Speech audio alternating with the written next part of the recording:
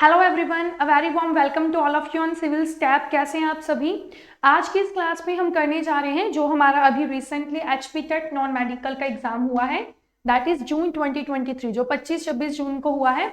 उस एग्जाम के बारे में आज हम करने जा रहे हैं, जिसमें हम जनरल स्टडीज, जो कि हमारा सामान्य अध्ययन के जो प्रश्न पूछे गए थे, उन प्रश्नों के ऊपर हम चर्चा करेंगे। राइट, आप देख सकते हैं विद आवर फर्स्ट क्वेश्चन जो 121 से जो शुरू हो रहे हैं। ठीक है जी, तो यहां से हम जो है स्टार्ट करने लगे। तो पहला क्वेश्चन ये पूछा गया है, about the in which year Dhami firing tragedy took place. तो धामी गोलीकांड जो हुआ है वो पर्टिकुलर किस वर्ष में हुआ था। राइट, तो ये आपसे पूछा गया है।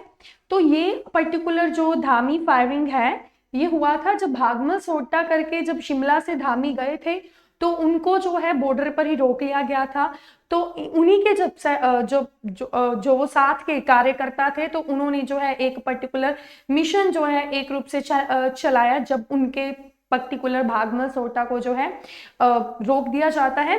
तब उसी दौरान ये जो है वहां का जो राजा है गोली एक्सेट्रा जो है चलाने का हुक्म करता है। तो उसी समय जो है ये कांड होता है, दैट इज 1939 में ये कांड किया जाता है, होता है। धामी फायरिंग ट्रेजेडी जो है 1939 में होती है। डन, तो ये इस प्रश्न का उत्तर क्या है, 1939। Next question is when did the devastating earthquake occur in Kangra. तो क्वेश्चन ये है कि कांगड़ा में किस वर्ष जो है दैट इज द अर्थक्वेक आता है। मतलब बेसिकली कांगड़ा में तो नहीं आएगा, पर्टिकुलरली ये बात है ना कि भारत में पर्टिकुलरली कांगड़ा वाले रीजन में सबसे ज्यादा जो है इसका असर देखा गया था। तो किस वर्ष में ये जो अर्थक्वेक है, भूकंप है, ये पाया गया था, दैट इज द 4 अप्रैल 1905 में ये पाया गया था। तो देखिए अर्थक्वेक जो आया था, कांगड़ा वाला जो रीजन है वहां पर जो है बहुत ज्यादा यहाँ पर डिस्ट्रक्शन देखने को मिली थी, और इस प्रकार से जो इसका असर है ना वो आसपास वाले रीजन पे भी हुआ था। जैसे कि आप देख सकते हैं यहाँ पर जितने भी इसके सराउंडिंग बहुत दूर दूर तक, सियालकोट, गुरदासपुर, अमृतसर, लाहौर, जलंधर, ये पर्टिकुलर रीजन में भी इसका असर देखने को मिला था 1905 में। चलिए, अर्थक्वेक की अगर हम बात करें तो अर्थक्वेक जो है एक प्रकार से सीस्मिक वाइब्रेशंस जो होती हैं धरती की, है ना, तब जाकर जो है अर्थक्वेक जो है फील होता है। जब हमारी जो प्लेट्स हैं टकराती हैं तब जो है अर्थक्वेक आता है, प्लेट्स जो कि लिथोस्फेरिक प्लेट्स जब आपस में टकराती हैं। चलिए, next question is Kaleshwar fair is celebrated in which district. हाँ जी, कालेश्वर मेला जो है किस जिले में मनाया जाता है। देखिए कालेश्वर महादेव एक टेम्पल है जो हिमाचल प्रदेश में स्थित है। अगर आप इससे लिंक कर पाए ये पर्टिकुलर जो कालेश्वर टेम्पल है ये किस डिस्ट्रिक्ट में स्थित है, तब आप इजीली बता सकेंगे कि ये जो मेला है वहीं का होगा। तो अगर हम बात करें, ये कांगड़ा डिस्ट्रिक्ट में जो है फेयर जो है मनाया जाता है, that is the Kaleshwar festival. क्यों? क्योंकि ये जो मंदिर है that's in the Kangra, the fair held in the Kangra, और स्टेट लेवल का ये रहता है fair held in the month of April on the Baisakhi day. Baisakhi वाले दिन जो है इसे मनाया जाता है। कालेश्वर महादेव टेम्पल जो है एक पॉपुलर पिलग्रिमेज है हिमाचल प्रदेश का। लॉर्ड शिवा से ये जो है टेम्पल बिलोंग करता है, शिव जी से। चलिए, next question is what is the currency of UAE, United Arab Emirates की करेंसी क्या है, आपको ये बताना है। टाका, दिनार, टका, दिनार, रियाल, दिरहम। हाँ जी, क्या है इस पर्टिकुलर यूएई की करेंसी, क्या है आपको ये बतानी है। तो यूएई की करेंसी है that is the dirham. Dirham is the currency of UAE, United Arab Emirates. Officially currency है यूएई की, जिसे AED भी कहा जाता है। चलिए, next question is among the following is the highest salinity is found in. हाँ जी, सबसे ज्यादा जो है सैलिनिटी लवणता किस पर्टिकुलर चीज में पाई जाती है, मतलब किस पर्टिकुलर लेक में पाई जाती है। वान लेक जो टर्की में है, डेड सी जॉर्डन में, मृत सागर जिसे कहते हैं, चिलिका लेक जो भारत में है, इक्वली इन ऑल, हाँ जी, सबसे ज्यादा जो सैलिनिटी है वो कहाँ पे, किस पर्टिकुलर लेक में, किस पर्टिकुलर सी में पाई जाती है? As the answer is the dead sea, जो जॉर्डन के साथ है। आप एक बार इसकी लोकेशन देख लीजिए कहाँ पे है। This is our Jordan Israel, ठीक है जी, ये जॉर्डन इजराइल, और यहाँ पे जो है डेड सी है, जो कि इन दोनों के बिल्कुल बीच में आप देखिए बॉर्डर के रूप में आती है, और इधर इजिप्ट और ये पर्टिकुलर इसका रीजन है, लोकेशन है डेड सी की। यहाँ पर जो है सबसे अधिक मात्रा में सैलिनिटी है। चलिए next question is the first state of India formed on the basis of language. हाँ जी, भाषा के आधार पर सबसे प्रथम जो स्टेट बना है भारत का वो कौन सा बना है? भाषा के स्थान पर। जैसे कि आपको पता है लैंग्वेजेस की अगर हम बात करें तो भारत में बहुत अधिक मात्रा में लैंग्वेजेस पाई जाती हैं, है ना जी। तो सबसे पहला जो पर्टिकुलर स्टेट बना है भाषा के आधार पर वो बना है आंध्र प्रदेश, ठीक है जी, आंध्र प्रदेश बना है। आंध्र प्रदेश बना है मद्रास से अलग होकर, 1 अक्टूबर 1953 में ये बना है तमिलनाडु से अलग होकर। और 1953 में Madras state bifurcated into 2 states which Andhra Pradesh comprises of the Telugu speaking. उसके बाद क्या हुआ, 1953 में मद्रास जो है तेलुगु स्पीकिंग चले गए आंध्र प्रदेश में। Madras state comprising of the Tamil speaking areas. समझ आ गया कि जो तमिल लैंग्वेज बोलने वाले हैं उन्होंने बनाया मद्रास, और जो तेलुगु भाषा बोलने वाले वो क्या बने, आंध्रास, ठीक है, आंध्र प्रदेश वाला रीजन चला गया। Under the state reorganisation act 1956 the Madras state उसके बाद ना दोबारा से क्या हो जाती है, बाइफर्केटेड हो जाती है। देखिए मद्रास बाद में जो है दोबारा से बाइफर्केटेड हो जाती है इन द फॉर्म ऑफ, यहाँ पर जैसे कि आपको दिखता है केरल, कर्नाटक। देन 1953 में मद्रास राज्य दोबारा से 2 राज्यों में विभाजित हो जाता है, आंध्र प्रदेश जिसमें तेलुगु भाषा क्षेत्र वाले लोग शामिल हैं, और मद्रास राज्य जिसमें तमिल भाषा वाले शामिल हैं। आफ्टर दैट मद्रास राज्य को केरल, मैसूर और में विभाजित किया जाता है, दैट इज मैसूर और केरल में विभाजित किया जाता है। चलिए, how many members are nominated by the president to the Rajya Sabha? Rajya Sabha जो कि हमारी पार्लियामेंट का अपर हाउस है, right, that is the house of elders. तो उसमें प्रेसिडेंट के द्वारा कितने लोगों को जो है नॉमिनेट किया जाता है? That is answer is 12। Rajya Sabha में कुल मिलाकर 250 मेंबर्स की संख्या रहती है अभी तक, अगर हम बात करें जब तक हमारा सेंसस नहीं होता दूसरा। लेकिन अब जब अगला सेंसस होगा तो डेफिनेटली जो सीट्स हैं वो बढ़ेंगी। तो अभी तक अगर बात करें 250 मेंबर्स होते हैं, जिसमें से 238 जो है रिप्रेजेंट किए जाते हैं बाय द स्टेट और द यूनियन टेरिटरी के द्वारा। 238 सदस्य जो हैं स्टेट्स और यूटी के द्वारा पर्टिकुलर रूप से रिप्रेजेंट करते हैं, और जो 12 हैं वो प्रेसिडेंट नॉमिनेट करता है। राज्यसभा अपर हाउस होता है, इसलिए इसे जो है ये जो हाउस है ये डिसोल्यूशन कभी नहीं होती इसकी, मतलब इसको कभी भी खारिज नहीं किया जाता है। पार्लियामेंट ऑफ इंडिया में Rajya Sabha, Lok Sabha, house of people Lok Sabha, house of elders that is council of states, house of elders that is Rajya Sabha. Lok Sabha में बात करें तो मोर देन 545 मतलब 550 के करीब लोग होते हैं, और उधर 250 के करीब होते हैं। अब जाकर जो है सीट्स चेंज हो जाएंगी, मतलब बढ़ जाएंगी number of seats. That's why हमारा न्यू पार्लियामेंट हाउस भी तैयार हो चुका है under the central wisdom project. चलिए next is the currently how many parts are there in the Indian constitution? Polity से क्वेश्चंस आए हैं काफी सारे, तो देखते हैं कितने पार्ट्स भारत के संविधान में एट प्रेजेंट है। ओरिजिनली जब बना था तब तो 22 पार्ट्स थे, लेकिन एट प्रेजेंट कितने हैं? 25 पार्ट्स हैं। 25 parts are there in the constitution, 25 parts हैं, और 12 स्केड्यूल हैं। और जब बना था तो 8 स्केड्यूल थे, अब कितने हैं? 12 स्केड्यूल हैं, राइट। और आर्टिकल्स कितने हैं? 395 आर्टिकल्स ओरिजिनली थे, और अब कितने हैं? 448 आर्टिकल्स हैं। चलिए, When was the first meeting of the Constituent Assembly held? Constituent Assembly जो कि कैबिनेट मिशन जब भारत में 1946 के दौरान आया था, उसी के अनुरूप जो है बनी थी हमारी, that is the constituent assembly. So here the correct answer is 9 December 1946. A is the correct answer 1946. देखिए अगर यहाँ पर ईयर का फर्क होता फिर तो बहुत इजी होता आपके लिए, और भी ऑप्शन इजी हो जाता. 1946 में कैबिनेट मिशन भारत आया था और उसी के अनुरूप जो है ये जो कॉन्स्टिट्यूएंट असेंबली है इसकी फॉर्मेशन हुई थी, राइट. और हमारे जो संविधान बनने में कुल कितने दिन लगते हैं? 2 साल 11 महीने और 17 दिन जो है लगते हैं हमारे संविधान को तैयार होने में. 1949 में हमने अडॉप्ट किया, 1950 जनवरी में हमने इसे इनेक्ट करा. इस प्रकार से संविधान का प्रावधान है.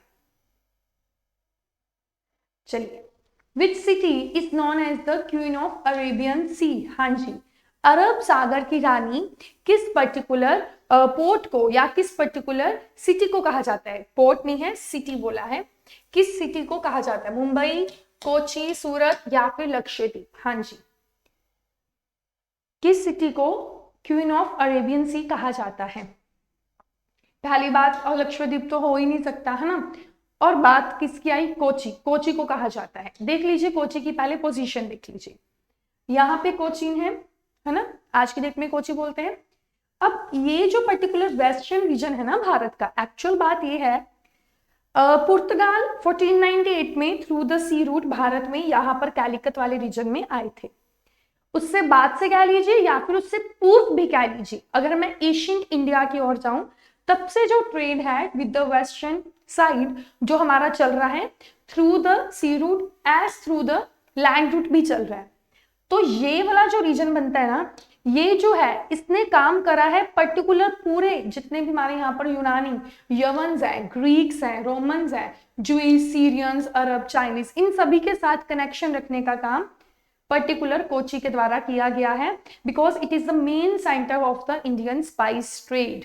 वो भी ऐसा नहीं है कि जब यूरोपियन पार्ट भारत में आती हैं, उससे पहले भी जब यहाँ पर चालुक्यास एक्सेट्रा रूल करते थे, राष्ट्रकूटास रूल करते थे, तब भी हमारा जो ट्रेड है वो चलता था. चलिए, next question is who is the currently the central minister of health and family welfare? हाँ जी, अभी रिसेंटली काफी सारी चीजें की गई थी भारत की सरकार के द्वारा, तो हमेशा कोई ना कोई इस प्रकार से स्टैटिक या फिर कह लीजिए करंट ओरिएंटेड क्वेश्चन बनता ही बनता है. तो कौन है इस अभी प्रेजेंटली? दैट इज द केंद्रीय स्वास्थ्य और परिवार कल्याण मंत्री, दैट इज मनसुख मंडाविया है. मनसुख मंडाविया है. चलिए, next question is who was the first governor general of India? हाँ जी, सर्वप्रथम पहला गवर्नर जनरल भारत का कौन सा है?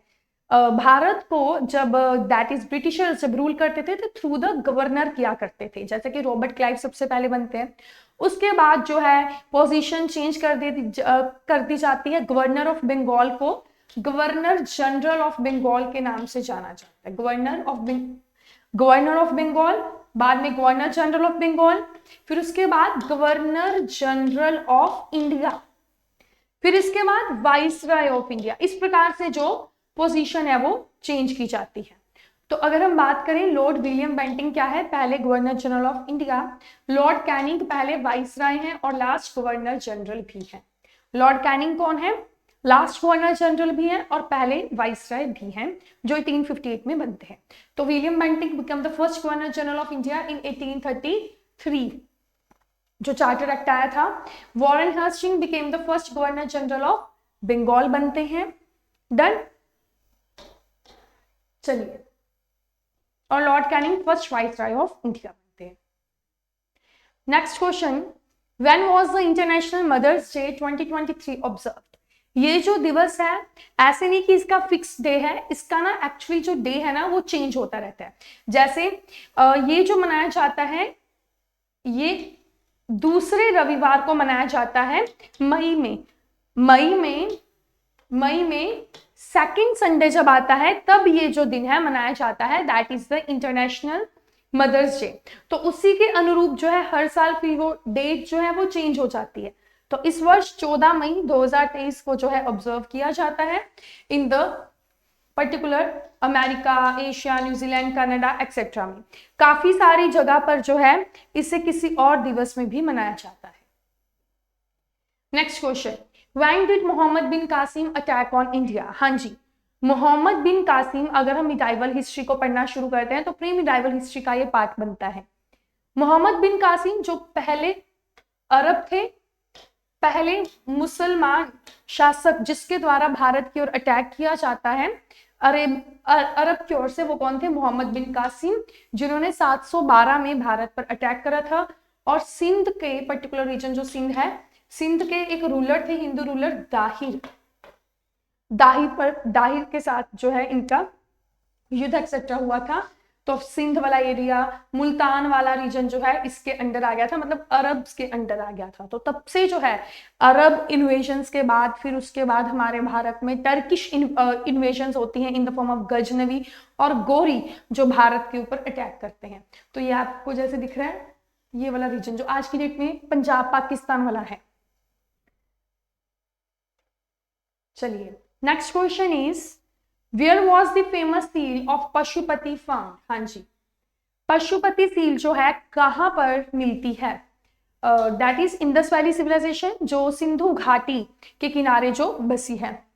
सिंधु नदी, जैसे कि आप यहाँ पर देख रहे हैं, ये सिंधु नदी का ही है रीजन, ठीक है। तो यहाँ पर जो सिंधु घाटी सभ्यता फ्लरिश होती है, यहाँ के कुछ इंपॉर्टेंट साइट्स हैं, हड़प्पा, मोहिंजोदाड़ो, लोथल, रतनपुर, ये जो है ये इंडस वैली की साइट्स हैं। मोहिंजोदाड़ो वो साइट है जो आज की डेट इंडस नदी के ऊपर पाकिस्तान में है। इसी पर्टिकुलर साइट पर जो है हमें ये पशुपति सील मिलती है।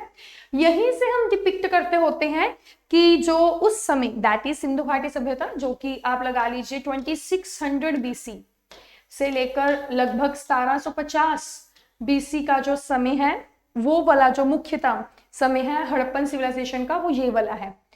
इसी दौरान का हमें पता चलता है कि इन लोगों का जो रिलीजन होता होगा दैट इज शक्ति और शिव के रूप में होता है, बिकॉज इसको हम मानते हैं कि ये पशुपति जो है आज की डेट में महादेव रिप्रेजेंट कर रहे हैं, जहां पर 2 डियर्स हैं और यहाँ पर जो है राइनो हो गया, एलिफेंट हो गया, टाइगर हो गया, ये है यहाँ पर जो आपको पशुओं के चिन्ह, यहाँ पर चित्र जो है एक प्रकार से दिखे हैं, राइट।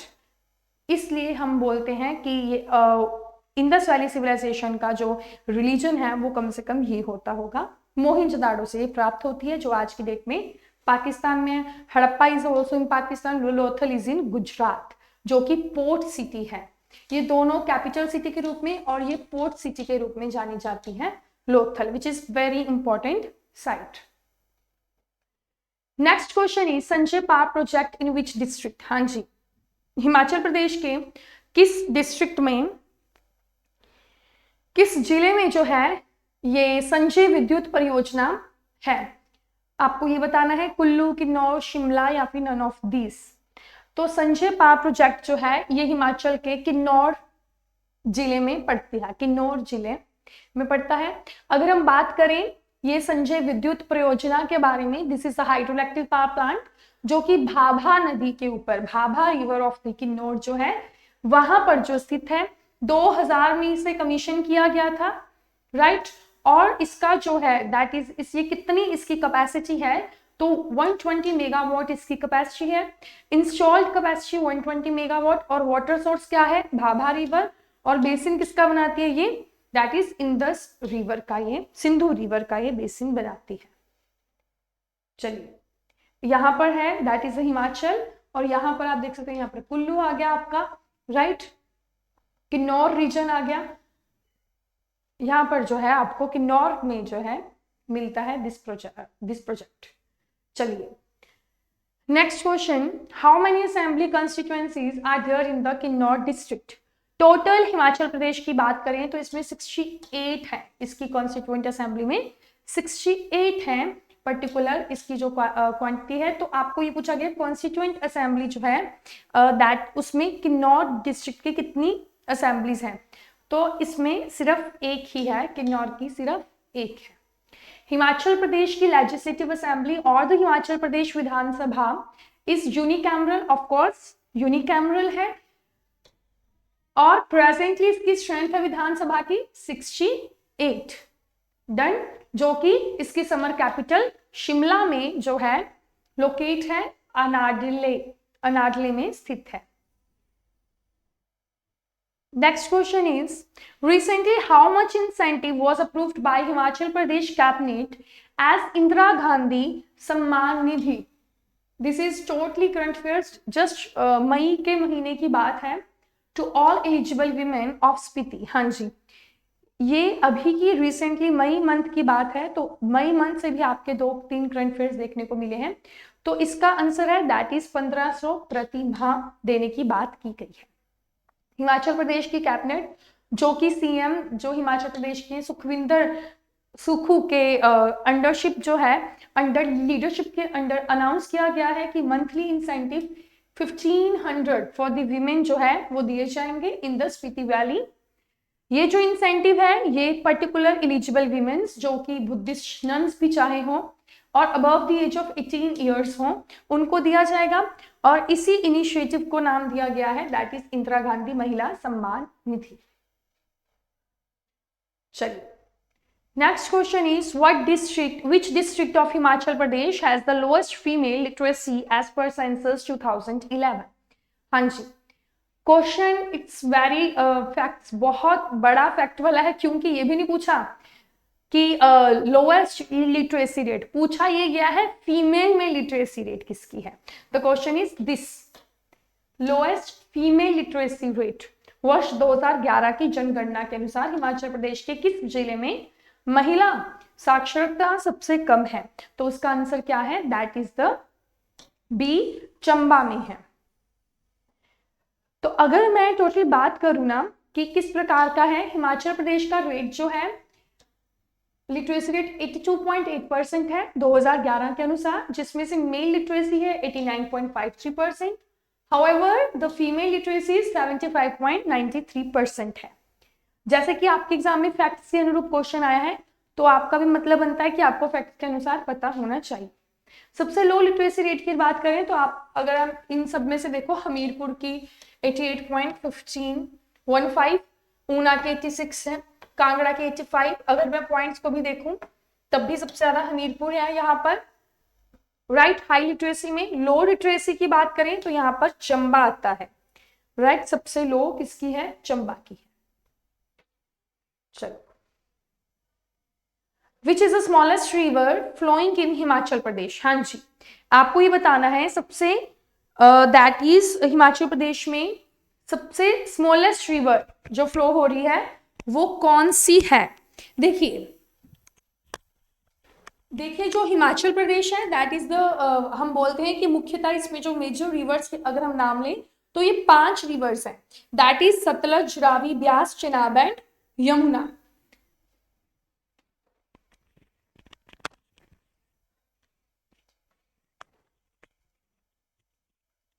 हाँ जी, तो इन सभी में से, इन 5 में से जो है सबसे जो शॉर्टेस्ट बनती है वो बनती है यमुना, जो आप ऐसे लगा लीजिए थोड़ा सा ही उसमें से जो है जाती है, साउथ ईस्ट हिमाचल से क्रॉस होकर जाती है यमुना। लेकिन बेसिकली देखा जाए ये सहायक रिवर बनती है किसकी? दैट इज द गंगा की। और गंगा की यमुना एक लॉन्गेस्ट ट्रिब्यूटरी है। यमुना जो है ना गंगा की सबसे लॉन्गेस्ट ट्रिब्यूटरी में से एक आती है। और हाँ जी, और अगर हम बात करें कि हिमाचल प्रदेश की जितनी भी रिवर्स हैं वो मोस्टली या फिर इंदस रिवर के साथ जाकर जुड़ जाती है या फिर वो गंगा नदी के साथ जाकर जुड़ जाती है। जैसे कि सतलज, रावी, ब्यास, चेनाब, झेलम।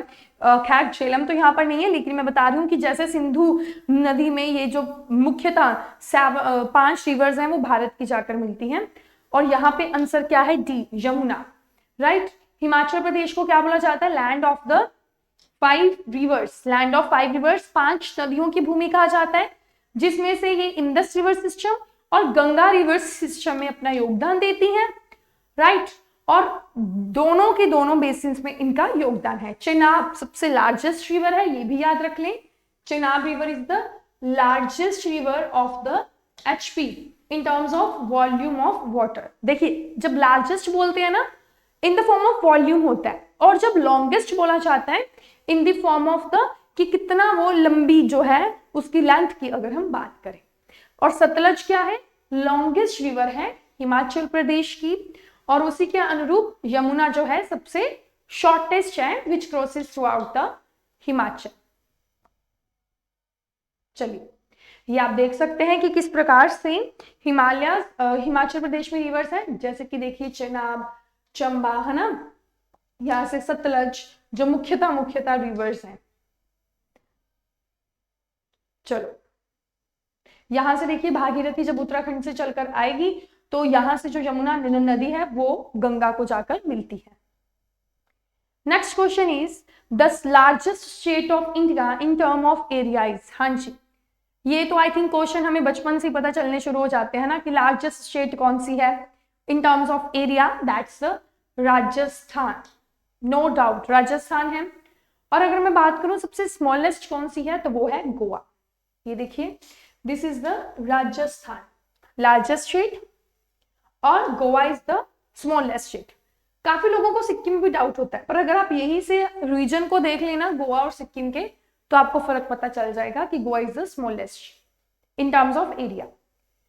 अच्छा कुछ हाइलाइट्स और भी देख लो, जैसे कि लार्जेस्ट स्टेट तो पता चल गया राजस्थान, स्मॉलेस्ट भी पता चल गया गोवा, मोस्ट पॉपुलस यूपी, उसके बाद आते हैं that is Maharashtra and the Bihar, least populous Sikkim, UT by the area, largest UT by the area Ladakh है, smallest UT by the area Lakshadweep है, most populous UT of course NCR Delhi, और लीस्ट पॉपुलस यूटी लक्षद्वीप ही है। चलिए नेक्स्ट देखते हैं the largest natural harbour of the country. हाँ जी, नेचुरल पोर्ट एक प्रकार से, आर्टिफिशियल भी होता है। यहां पर क्वेश्चन में क्या पूछ लिया उन्होंने, नेचुरल।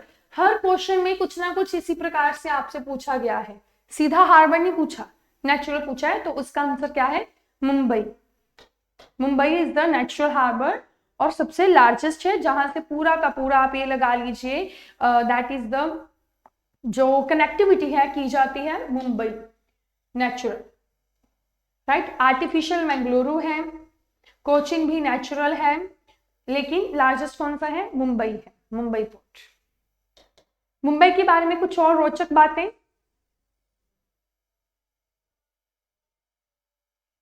चलिए अगला क्वेश्चन देख लेते हैं।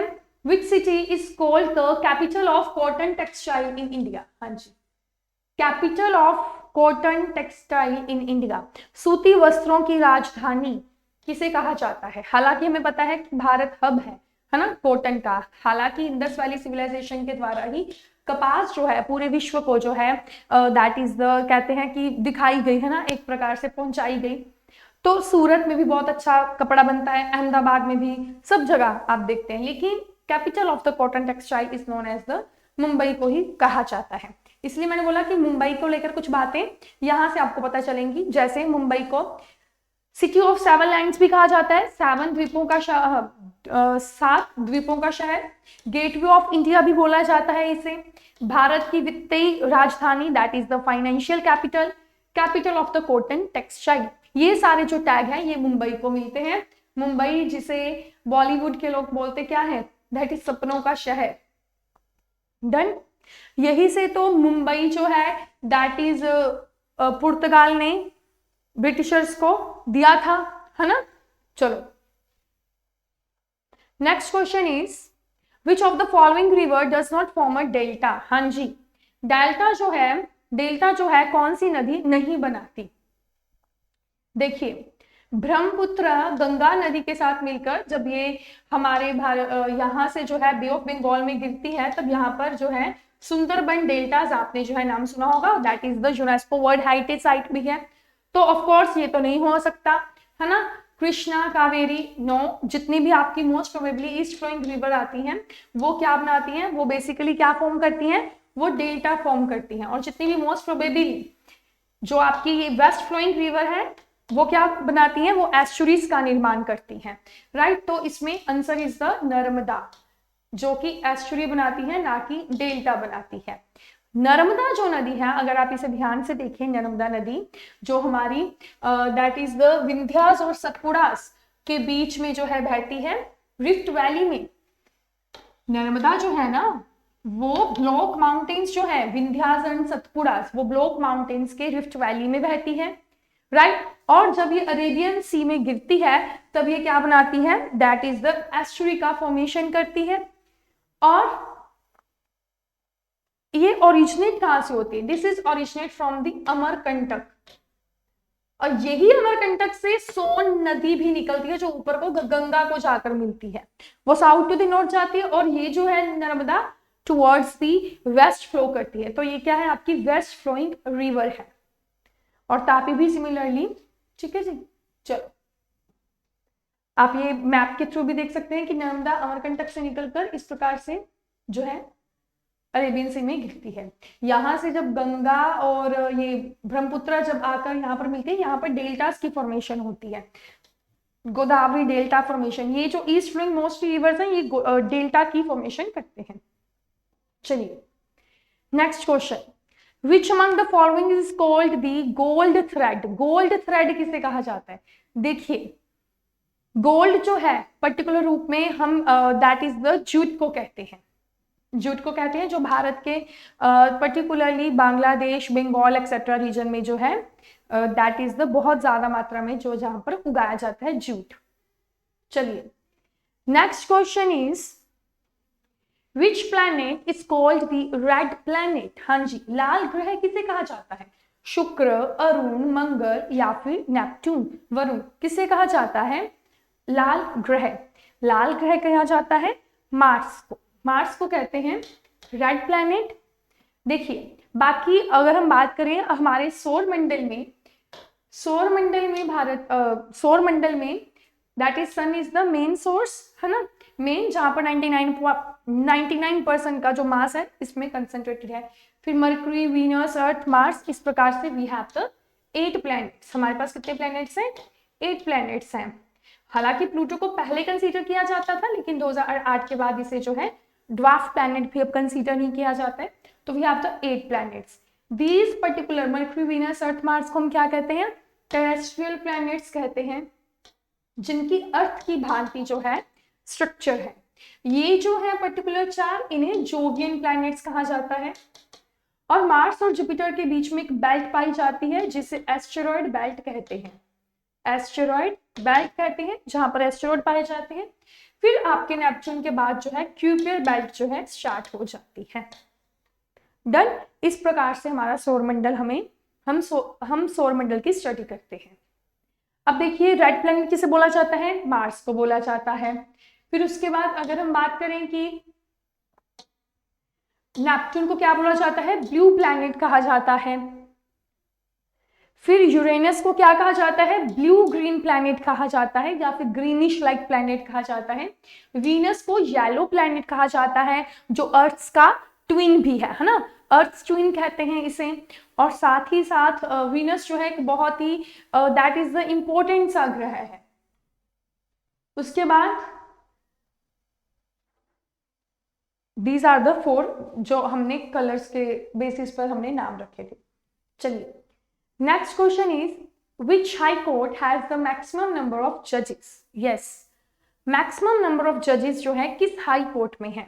यहीं से अगर मैं क्वेश्चन पूछूं कि सुप्रीम कोर्ट में प्रेजेंटली कितने जजेस हैं, तो 33 जजेस हैं, है ना, इंक्लूडिंग द चीफ CJI। अब हाई कोर्ट लगभग 25 के करीब हाई कोर्ट है। रिसेंटली इसकी एक न्यूज आई थी, that's why this is in the news. तो तभी उसी अनुसार जो है क्वेश्चन पूछा गया है कि कितने मैक्सिमम नंबर ऑफ जजेस किस कोर्ट में है, तो वो है इलाहाबाद कोर्ट में, इलाहाबाद हाई कोर्ट।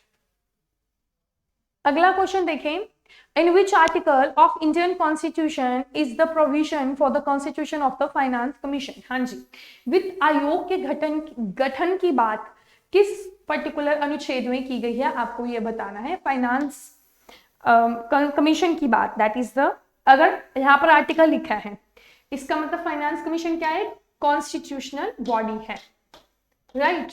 जैसे इलेक्शन कमीशन कॉन्स्टिट्यूशन बॉडी है। आर्टिकल 280 जो है बात करता है फाइनेंस कमीशन के बारे में। अगला क्वेश्चन देखें, currently who is the CEO of Microsoft company. हाँ जी, chief executive officer Microsoft company के कौन हैं? डेफिनेटली बिल गेट्स नहीं है, ये सभी को पता ही होगा बिकॉज चेंज हुए हैं। तो सत्य नडेला जो है वो है वर्तमान माइक्रोसॉफ्ट कंपनी के सीईओ। हालांकि बिल गेट्स को फाउंडर के रूप से जाने जाते हैं। तो ये है सत्या नडेला, राइट। और इसी के साथ सुंदर पिचाई कौन है? सुंदर पिचाई सीईओ है गूगल और अल्फाबेट के, ये भी याद रखेंगे। अगले एग्जाम में ये पूछा जा सकता है ना कि सुंदर पिचाई कहाँ के हैं, या फिर सीईओ ऑफ गूगल और अल्फाबेट कौन है? तो सुंदर पिचाई है। Next question is here, who is at present the chief election commissioner of India? हाँ जी, chief election commissioner of Bharat कौन है आपको ये बताना है। तो that is the Rajiv Kumar है, राजीव कुमार, जो कि 2022 में जो है इनका कार्यकाल शुरू होता है। राजीव कुमार जो है 25 नंबर के हमारे यहाँ के चीफ इलेक्शन कमिश्नर हैं। और इनके साथ साथ अनूप चंद्र पांडे और अरुण गोयल, ये भी क्या हैं? ये 2 अदर इलेक्शन कमिश्नर्स हैं। तो 3 इलेक्शन कमिश्नर है, एक तो हमारे चीफ इलेक्शन कमीशन हो गए राजीव कुमार, इनके साथ अनूप चंद्र पांडे और अरुण गोयल हैं। So that's all. हमने जितने भी जीएस के क्वेश्चंस पूछे गए थे हमारे एग्जाम में, दैट इज 121 से लेकर 151 तक आपने देख लिया है कि हमने सभी क्वेश्चंस को जो है कर लिया है। अब देखिए सिविल स्टैफ जो है आपके लिए कुछ इनिशिएटिव्स कर रहा है, जिसमें हमारे ऑफलाइन और वो ही बैच जो है लाइव चलेगा, right, for the medical, for the non medical, for the arts and commerce, जो अभी HPTGT कमीशन का एग्जाम होगा उसकी जो तैयारी है आप शुरू कर दीजिए। आई होप जो है आज की क्लास भी आपको समझ आई होगी और हमने जो क्वेश्चंस हैं उनको भी देख लिया है। और इसी के अनुरूप आप अपनी पढ़ाई को और अच्छे से करने के लिए 10 जुलाई से जो हमारा बैच स्टार्ट हो रहा है इसको ज्वाइन कर सकते हैं अपनी तैयारी को जो है बूस्ट अप करने के लिए। Thank you and have a nice day.